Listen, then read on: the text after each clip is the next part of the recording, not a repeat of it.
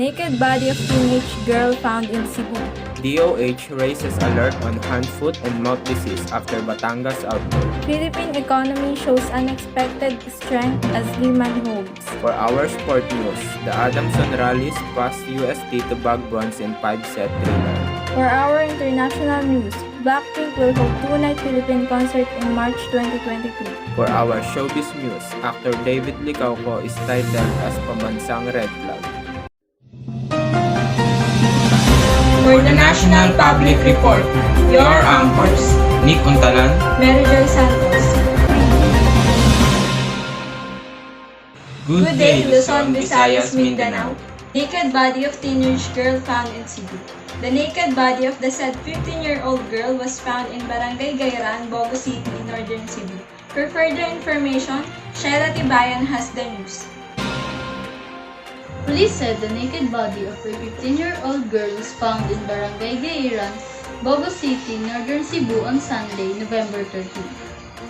The victim was identified as Janelle Micaela Royos, a resident of Barangay Gayran. Police said the body of Royos was found by a 47-year-old woman pasturing her goat at around 3 p.m. Lieutenant Colonel Florendo Fajardo, Chief of the Bogo City Police, said foul smell and a swarm of flies led to the discovery of the body. According to Fajardo, the victim, a lesbian, attended a birth anniversary party together with her 19-year-old girlfriend on Friday night, November 11. They decided to go home past midnight on Saturday, November 12. The girlfriend told police that they left the party together but they parted ways to go home. She said that she tried to contact Royos through Facebook Messenger when she arrived home but the victim did not respond. Further investigation will be conducted to determine if there was foul play in the victim's death, police said. Shaila Tibayan reporting for NPR News. DOH raises alert on hand, foot, and mouth disease after Batangas outbreak.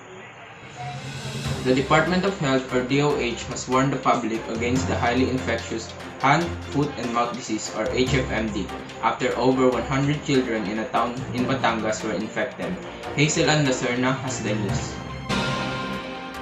Mayor Antonio Di Mayuga ordered the suspension of classes in 15 villages in San Pascual, where 150 children were reported to have caught the disease. The official said that the DOH has yet to find the source of the outbreak of HFMD in the town and are investigating the cause, noting that some parents may not be familiar with its symptoms. The DOH has issued preventive measures such as disinfecting materials in affected villages while being continuously monitored by the local epidemiology and surveillance unit. The HFMD, according to the Mayo Clinic, is caused by the Coxsackie virus, which is part of the same group of viruses that causes polio called enterovirus. The disease is different from foot and mouth disease, which exclusively affects animals and livestock and does not affect humans. According to Health Officer in Charge Maria Rosario Verdier, HFMD can be transmitted through droplets transmission from affected persons, often with lesions and even fecal matter. Most HFMD cases affect children, but it is said that all persons can get the disease. Hazel Ann Lacerna reporting for NPR News. Philippine economy shows unexpected strength as demand holds. It is said that the Philippine economy grew faster than expected in the third quarter. For further information, Jansel Padua has the news. The Philippine economy grew faster than expected in the third quarter, boosting the case for the central bank to tighten monetary policy further to contain inflation aiming to sustain demand recovery. Gross domestic product rose 7.6% in the 3 months through September from a year ago, the Philippine Statistics Authority reported Thursday, compared to a revised 7.5% in the second quarter. That's also faster than the 6.2% median estimate in a Bloomberg survey. The Philippine Stock Index rose briefly after GDP beat estimates before giving up gains, while the peso fell 0.3% to 58.170 per dollar at 10:56 a.m. Local time tracking weaknesses in regional peers. Output grew 2.9% last quarter from the April to June period, despite inflation in the July-September period far exceeding the central bank's 2% 4% target. Consumer spending during the period rose 8% from a year ago, supported by a strong demand recovery. Jenzel Padua reporting for NPR News. Energize with Milo every day and do champ moves like James.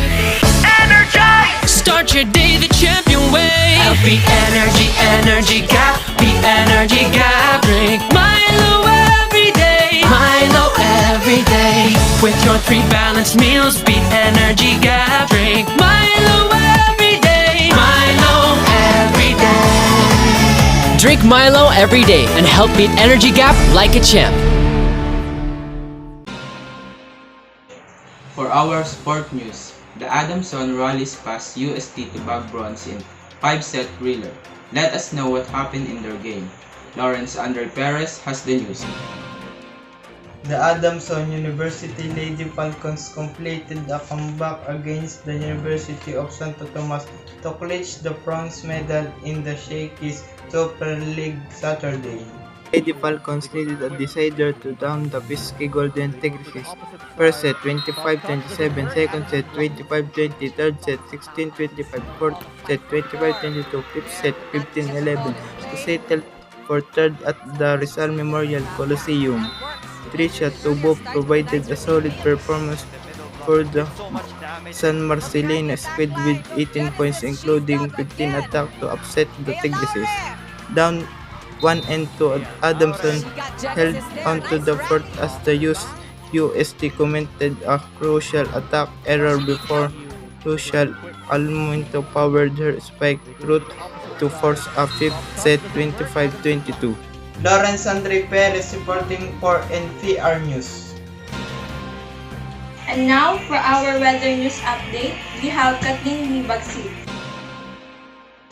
Good day everyone, this is your daily weather news. Today, a typhoon entered the Philippine area of responsibility, the important area with wind speed of 280 km per hour, gust sense of 200 km per hour, and movement speed of 20 km per hour.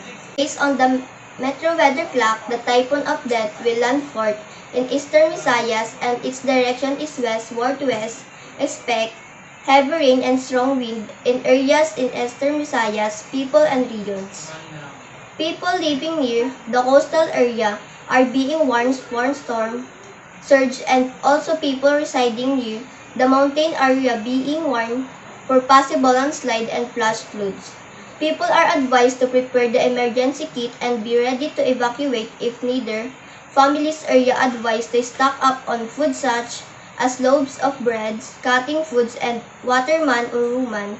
And children must be aware that the typhoon or that might be considered to be a super typhoon. This is your weather woman, Kathleen A. Bagsik. For our international news, Blackpink will hold 2-night Philippine concert in March 2022. Blackpink is a South Korean girl group formed by YG Entertainment consisting of members Jisoo, Jennie, Rose, and Lisa. Their concert producer, Live Nation, just released the ticket prices. Trixie Rosales has the news. Blackpink in your area. Blackpink just announced the dates for their Born Pink World Tour and Manila is in. The K-pop girl group is slated to visit Manila on March 25, 2023. Born Pink is also the name of the K-pop girl group comeback album. Concert producer Live Nation released the ticket prices and availability of Korean all-girl group Blackpink concert happening in Philippine Arena in Bukawi, Bulacan. Blackpink are returning to Manila for a 2-night show as part of the Asian leg of their Born Pink World Tour. This will mark the quartet of Jisoo, Jennie, Rose, and Lisa's second visit to the country following their sold-out In Your Area concert at the Mall of Asia or MOA Arena in 2019. Trixie Rosales reporting for NPR News. Fans of Maria Clara at Ibarra just could not resist David Licauco as the sinaunang Red Flag Fidel. Even though his character holds some misogynistic and classist opinions, Many have fallen in love with him thanks to David Boy's charm. If you are one of those who have stalked his social media accounts to know more about the Kapuso actor, don't worry, because we got you. Here are some of the things you need to know about this Chinito heartthrob. He has 4 food businesses. Aside from being an actor, David is also an entrepreneur. He owns 4 food businesses, including a restaurant named Kuya Korea. He is a hands-on owner who does his bit in the kitchen, such as managing the orders and preparing food himself. His other businesses are a cafe, a health food line, and a comfort food restaurant. He plays basketball. David studied business management from De La Salle College of St. Benilde and also played as a shooting guard for its varsity team, the CSB Blazers. Despite his busy schedule as an actor, his love for hoops did not disappear and he still plays basketball from time to time. The sport is a part of his workout habits and it is one of the reasons he is able to improve his focus on working. Alexa Tapire reporting for NPR News.